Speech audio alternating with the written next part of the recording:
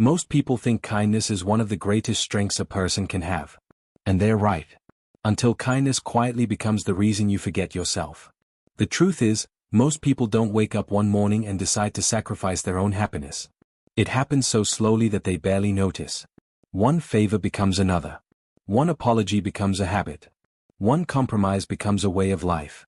Then one day, they look in the mirror and realize they can remember everyone else's needs, but not their own. The saddest part isn't that they were used. The saddest part is that they believed being needed was the same as being loved. Maybe you felt this. Maybe you've spent years making life easier for everyone around you while quietly wondering why no one seems to notice when you're the one falling apart. If that feeling sounds familiar, then this story isn't just about someone else. It might be about you. Daniel was the kind of person everyone admired. At least, that's what people said. His co-workers described him as dependable. His friends called him selfless. His family often said, "We don't know what we'd do without you." Those words should have made him feel valued. Instead, they became the invisible chains he carried every day. Because every compliment came with an unspoken expectation. Be available. Be patient. Be understanding. Don't disappoint anyone. Daniel was 30 years old, living in a small apartment overlooking a busy American city street. Every morning began the same way.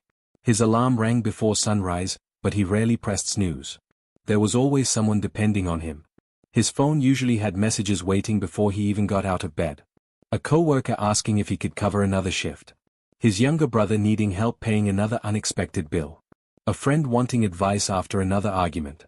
His mother asking if he could stop by after work because something around the house needed fixing.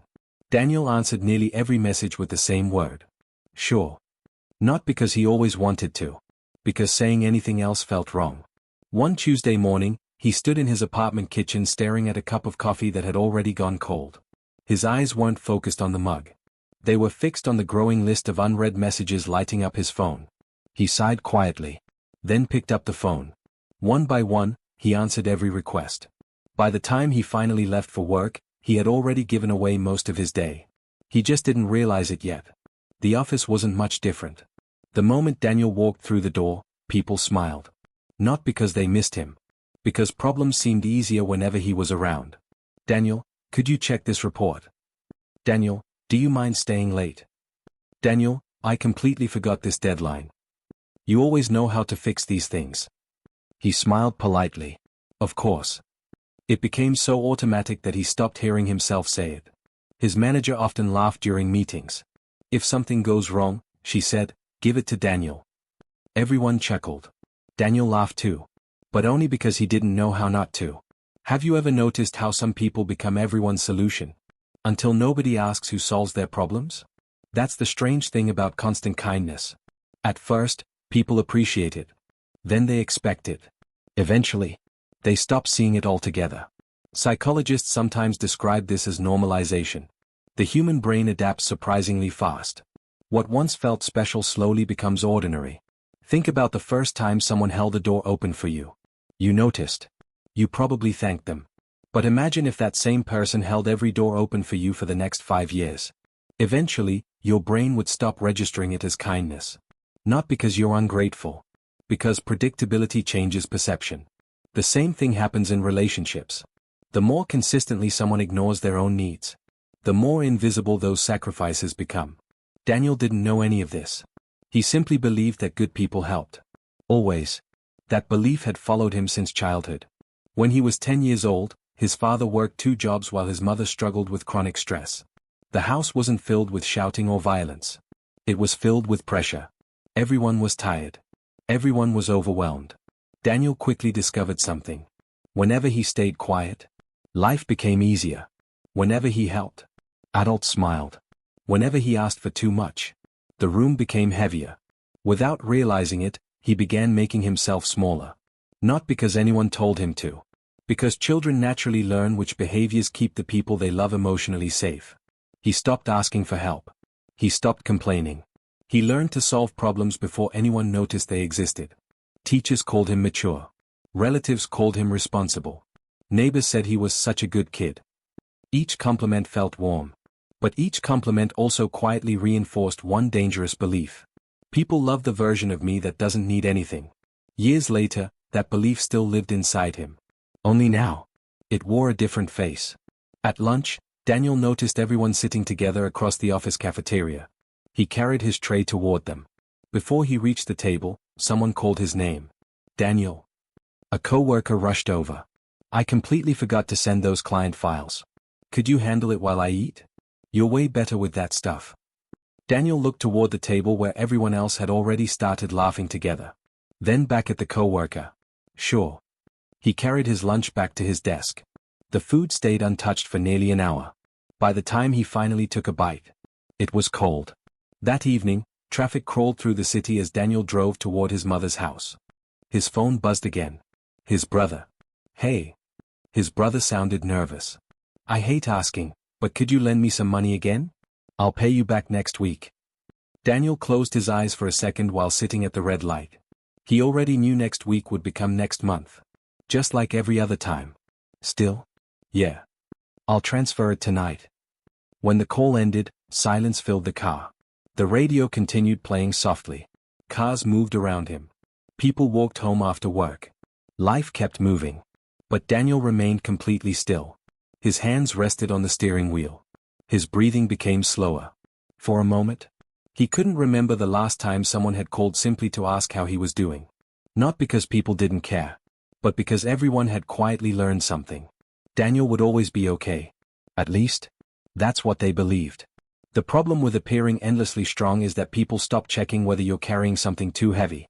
And after carrying everyone else's weight for long enough, you begin forgetting what your own feels like.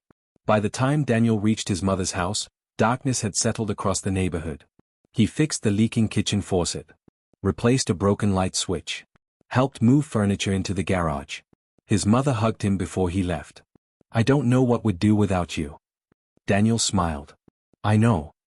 But on the drive home, those words echoed differently than they used to. Not with pride. With exhaustion.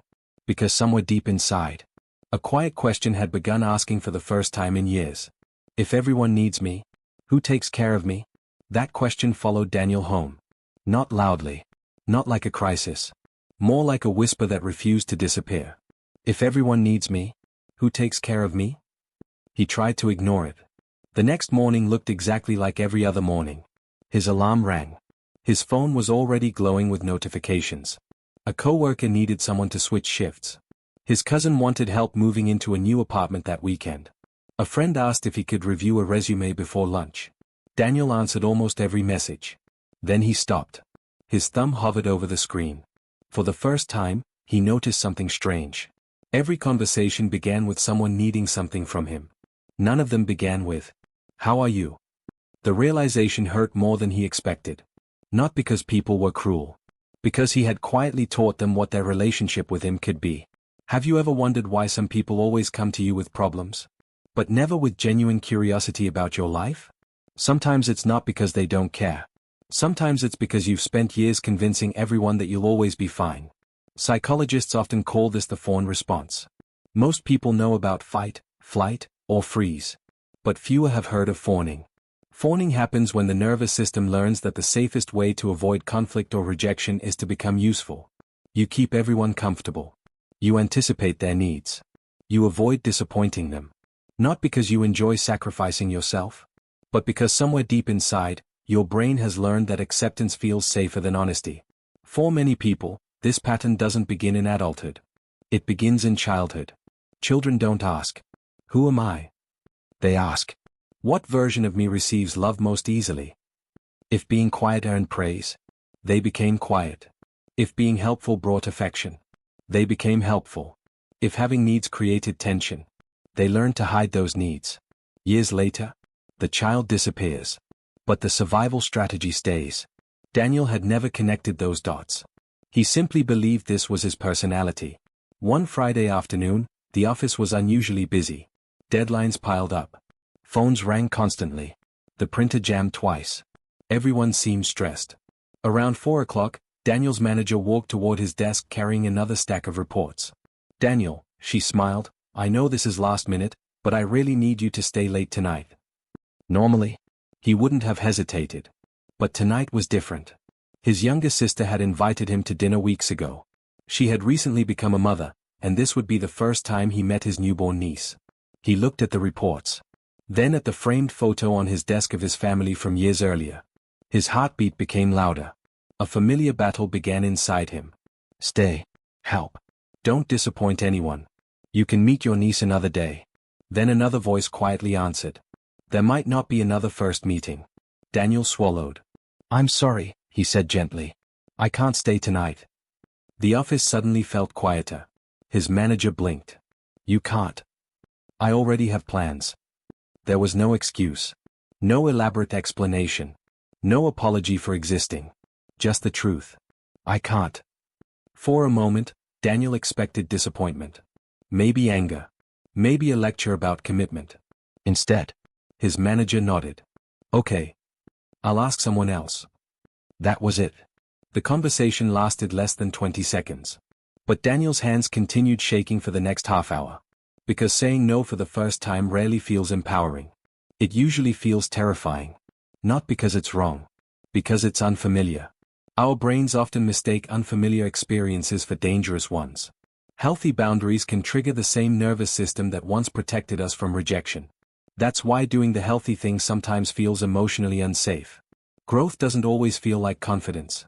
Sometimes, growth feels like trembling while making the right decision anyway. Daniel arrived at his sister's house just before sunset. She opened the door holding her tiny daughter wrapped in a soft blanket. You made it, she smiled. I wasn't sure work would let you come. Daniel looked at the baby sleeping peacefully in her arms. Something inside him quietly broke. Not in pain. In clarity. He realized how many moments like this he had already missed. Birthday dinners. Weekend trips. Quiet evenings. Conversations that could never happen again. Not because life had taken them away. Because he had. One yes at a time. Later that night, after everyone else had gone to sleep, Daniel sat alone on the back porch. The neighborhood was silent. The porch light cast a warm glow across the wooden floor while distant city lights shimmered beyond the trees. His phone vibrated. Another work message. He looked at the screen. Then slowly placed the phone face down on the table. For the first time in years.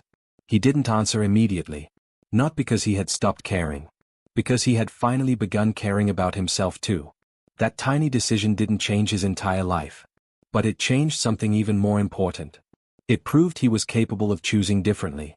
Real transformation rarely arrives through one dramatic moment. It begins with one quiet decision repeated again and again. One honest conversation. One protected evening. One boundary. One peaceful no. And perhaps, that is how kindness begins to heal. Not by giving it away endlessly, but by finally allowing some of it to belong to you. The next few weeks didn't transform Daniel into a different person. They simply introduced him to a version of himself he had never allowed to exist. At first, almost nothing changed. He still helped people. He still listened when friends needed someone to talk to. He still showed up for his family. The difference was almost invisible. Before saying yes, he finally started asking himself one question. Do I truly want to do this, or am I afraid of what will happen if I don't? That single question slowed everything down. One afternoon, a coworker hurried toward his desk. Daniel, I forgot to prepare for tomorrow's presentation. Could you finish the slides tonight? I know you're amazing at these. For a moment, the old habit returned. His mouth almost formed the word sure. But then he paused. He remembered the family dinner he had almost missed. The cold meals. The lonely drives home. The mornings that began with everyone else's priorities. He smiled warmly. I can't tonight. I hope it goes well tomorrow. The coworker looked surprised. Oh. Okay. I'll figure something out. And she did. That moment stayed with Daniel for days. Not because someone was upset. Because they weren't. He had spent years believing people would fall apart if he stopped carrying them. Instead, they adapted. Sometimes we overestimate how much people need our sacrifice. Because we've underestimated their ability to carry themselves. Have you ever noticed that? Sometimes the responsibility you've been holding wasn't yours anymore. It was simply handed to you because you never put it down. Psychologists often talk about boundaries, but boundaries aren't walls. They are not punishments. They are not acts of selfishness. Healthy boundaries simply answer one quiet question. Where do I end, and where does someone else's responsibility begin? Without boundaries, relationships slowly become confusing. One person gives. The other receives. One apologizes. The other expects. One feels exhausted. The other wonders why everything suddenly changed. Because resentment grows wherever honesty has been missing for too long. Daniel slowly began noticing something unexpected. The people who genuinely loved him adjusted. His sister started asking, "Are you free?" Instead of assuming. His mother began saying, "Only if you have time." Instead of, "I need you." Even at work, his manager started checking his schedule before assigning extra projects. Respect hadn't appeared because Daniel became less kind. Respect appeared because his kindness had become intentional. Something chosen. Not something automatically available. Of course. Not every relationship changed that way. One weekend, a friend called asking Daniel to cancel plans and help him move apartments. "I'm sorry," Daniel said. "I already promised someone else I'd be there." There was a long silence. Then his friend laughed. "You've changed." The words landed heavily. For years, Daniel would have heard those words as criticism. Now, he heard something different. "Maybe I have. And maybe that's okay." Because growth often looks strange to people who only knew the version of you that never had limits. Not everyone celebrates your healing. Some people only knew how to love the version of you that was endlessly available. That realization can feel heartbreaking. But it can also feel freeing.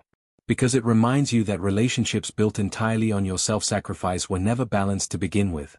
One quiet Sunday morning, Daniel sat alone in a neighborhood coffee shop. The sunlight spilled softly across the wooden table beside him. His phone buzzed. He glanced at the screen. Another request. Another favor. Another opportunity to abandon himself. This time? He smiled. Not because saying no had become easy.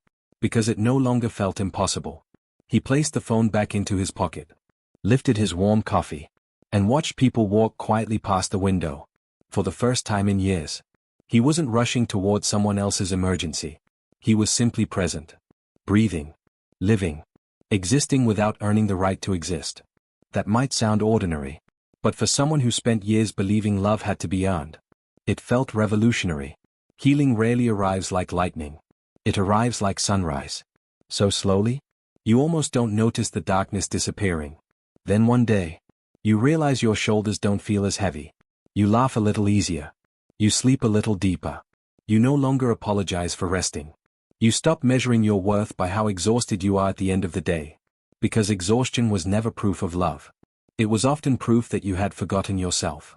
Maybe that's the invisible battle you've been fighting. Maybe you've confused being needed with being valued. Maybe you've mistaken self-sacrifice for kindness. Maybe you've spent so many years protecting everyone else's peace that you quietly lost your own. But kindness was never supposed to destroy the person giving it. Real kindness has room for compassion. And boundaries.